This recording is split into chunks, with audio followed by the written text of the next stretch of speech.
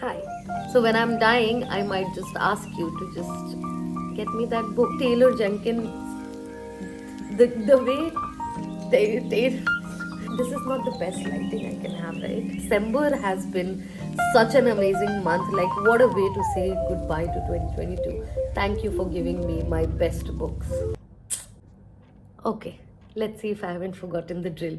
Hi, my name is Varsha and welcome to this channel. It's no less than forever. Like for months, I have been totally absent, but I have a very good reason to come back. I have started to think it this way that rather than consistency, quality content is what I want to personally give out. So here's the quality content. I read how many books this month? This year. Have I forgotten to talk? No, I don't think so. So, yeah, this year I have so far read about 30 plus books, and a lot of them have been like top notch, amazing books. But December has been extra special because I have found some of my extremely favorite, I wouldn't even call it favorite, like top tier, god tier books that are your forever books, that are your books that you feel like if you see any element of it anywhere, you'll just fall. I found those books. And I found most of them in December. And yeah, I'll talk about them. Quality content. Let me start by the first book that I read, which made me feel this way that it's my book, it's my forever book, it's gonna stay with me till the day I die, was Ocean Wong's On Earth We Are Briefly Gorgeous. Oh my god! Immaculate. Immaculate is the word for that book. I mean, it's a treat watching, I rather reading a poet write a story. It's a treat because any which way you can expect, I wouldn't say anything, I wouldn't even comment on the writing because you can guess it. It would be amazing. Some of the lines, I can never get over those. Moreover, why it was so special to me, extra special to me, was because it's written in letter format, and this is a letter that a boy is writing to his mother, and the relationship that they share, the bond that they share,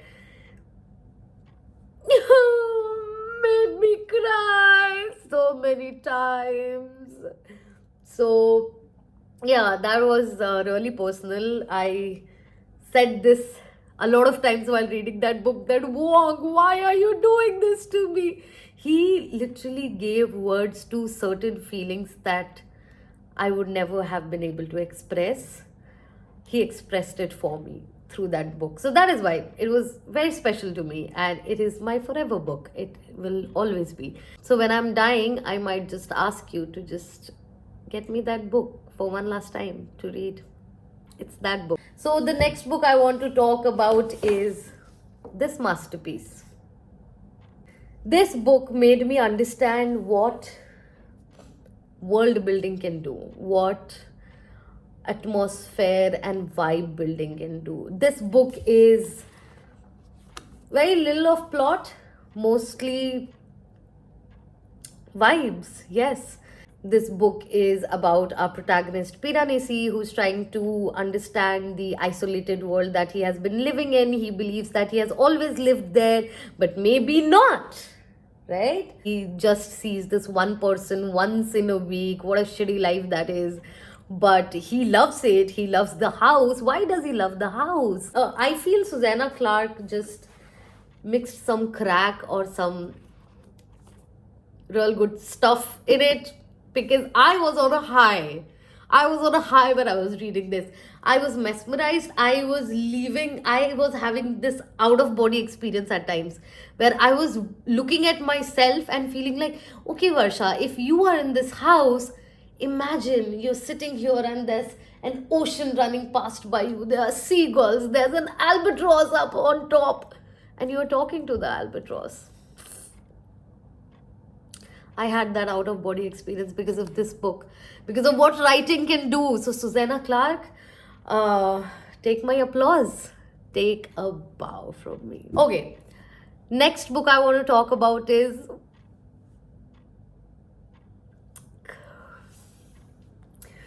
Next book I want to talk about is now the next book I want to talk about is I'm not able to talk about it.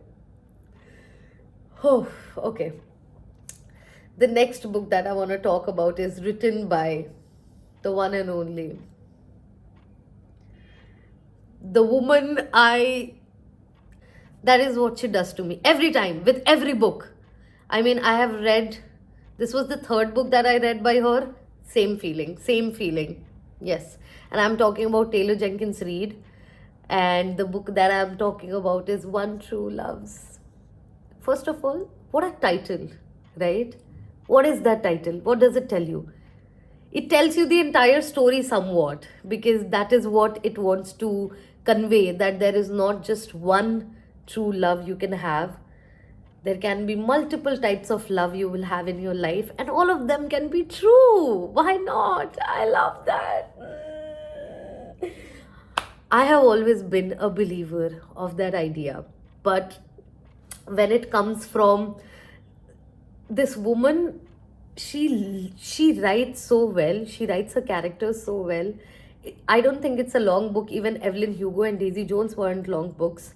You get so attached to the characters that she frames. You start loving them so much that you understand everything that they are saying. It feels like this has happened to me as well, and she's talking about it. So I think One True Loves is a very complicated situation where Emma, our main protagonist, she loses her husband a couple of years back, and they were madly in love. She starts seeing this another guy called Sam. Sam! I loved him too. Okay, so yeah, she starts seeing this other guy, and even they are very much in love. The guy loves her, adores her, in and out, and so does she. Plot twist, it's not a spoiler, it's practically the summary of the book. Plot twist is that Jesse, the dead husband, looks like he's not dead. He's undead now. So not like he doesn't come back as a ghost. He comes back because he survived the accident. He was, like, people thought he died in that accident, but he actually survived it, and he came back after a couple of years. When finally Emma was moving on, finally Emma and Sam were building a life of their own, he comes back. Okay, very complicated situation. You can imagine, you just put yourself in the shoes of Emma and tell me. It's a super complicated situation, but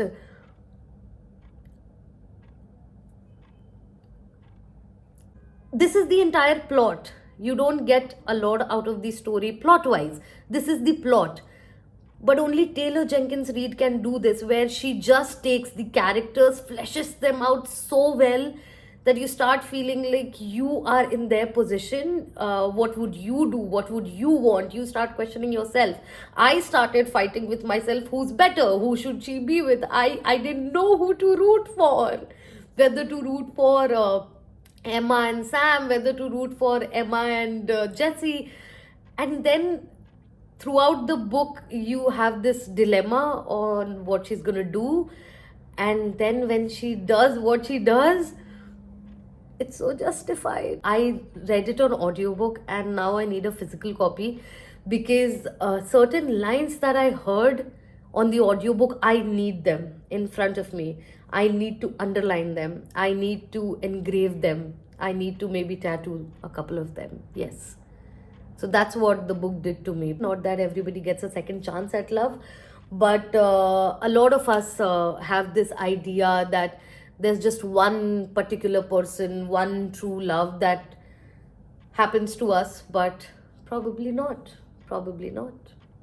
So, yeah. Taylor Jenkins Reid proved it. Okay. Now, the last book that's still haunting me, by the way. The next book is Earthlings by Sayaka Murata. What do I say about this? Very weird, twisted, crazy, incest, depression, cannibalism, all of that. Yes, that's this book. I finished this 2 days ago, and I'm still not able to pick any other book up because the ending traumatized me. I am traumatized for life because of what I read. Most of the book was fine for me. Like, this much was like, wow, what a plot, what concept, the things, the lessons that I'm learning, the morals that it's giving, top notch. I will always remember this book. This book is spectacular.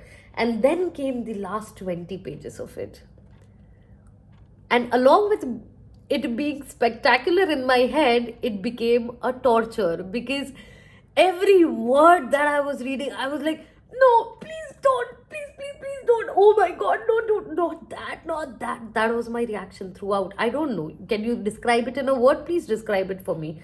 I call it trauma. I call it trauma. I was traumatized. Why? How could you write that? Why would you let people read that?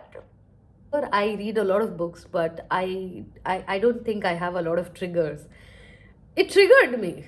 It somehow triggered me, and now I feel like I want to explore more. I want to read more about it. Let me be honest. The cannibalism part triggered me, and now I want to read more about cannibalism so that I can become okay about it, so that the fear that I have in my head, the trauma that I have in my head, that this woman put in my head, needs to be normal. Pretty simple plot. There are these cousins who start to think that they are aliens, they are not earthlings, because they have this entirely different perspective on society. They have this entirely different view on, how they should be, how they should live, how life should be. They are traumatized as well in their own lives. So some of it is trauma talking, but slowly and steadily you start to understand that they are taking this very seriously. They do not consider themselves a part of the society, and they don't think that this is a great society to be in. They find a lot of flaws. So you will find a lot of commentaries on, why do you need marriage, why do you want to be a mother or a father, why do you want to produce children, why do you want to work. So a lot of those questions come up because that's how our society is made up, and these people are questioning it. They start thinking it this way, that okay, we are questioning it, why is everybody else okay with it? So since everybody else is okay with it, they are brainwashed. We are not brainwashed, so maybe we are the aliens. So that's how they start thinking that maybe they are not a part of this world. If you look at it from an alien eye perspective, most of it makes sense. I think all of it makes sense. Till the end, everything made sense to me. In fact, that is what made it such an impactful book for me, because everything made sense. I started looking at certain things from such a third eye perspective that I felt, even I started feeling like probably I don't belong here. Probably we are actually brainwashed. Why are we brainwashed? So that's why I started loving this book, and I was totally into it. The ending proves it again. It takes it to another level. One of the best books that I have ever read, one of the best concepts that I have ever come across. And everybody should read this book. Yes, this is one of those books where I would say that everyone should read it, because we all are a part of this society, and we have kind of become these puppets, where we have just accepted that this is how it should be, this is how humanity is supposed to go ahead in this on this planet. But why? We have stopped questioning that. So question. I love this cover, and I love this guy.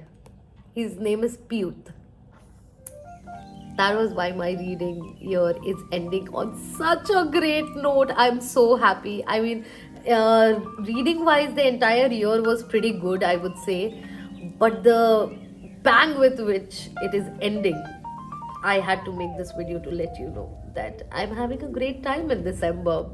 How is your reading month going? How was your entire reading year? Please tell me. Just tell me in the comments what was the best book that you read this year, and I would look forward to some of the recommendations from the comments. Okay? Till then, please subscribe if you haven't. I know I am a little inconsistent here, but quality content, we'll stick to that. Like if you liked this video, if you like any of these books, let me know what your thoughts are on this. And I will see you next time. Until then, keep reading, lovelies. Bye.